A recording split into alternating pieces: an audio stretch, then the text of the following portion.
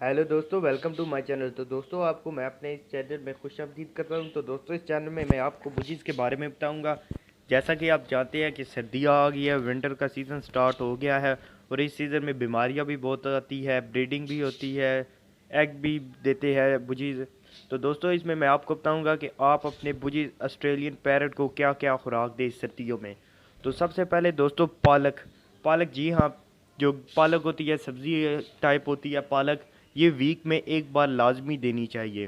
जी हाँ दोस्तों, इससे उनमें आयरन की कमी पूरी हो जाती है और वो चीज़ बीमार भी नहीं होते, सर्दी से भी बच सकते। दूसरे नंबर पे आती है एग और डबल रोटी। जी हाँ, अगर आपके पास एक पेयर है तो एक अंडा बॉयल करें और वो हाफ एक डबल रोटी के पीस पर मिक्स करके अपने बुजीज़ को लाजमी दे। जी हाँ दोस्तों, लाजमी दे वीक में एक बार ये भी।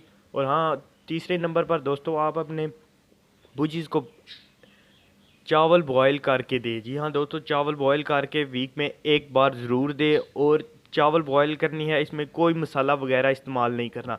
तो दोस्तों, ये थी आज की इन्फॉर्मेशन। अगर अच्छी लगी हो तो हमारे चैनल को सब्सक्राइब करो, वीडियो को लाइक करो, शेयर करो, कमेंट करो। मिलते हैं अगली वीडियो में।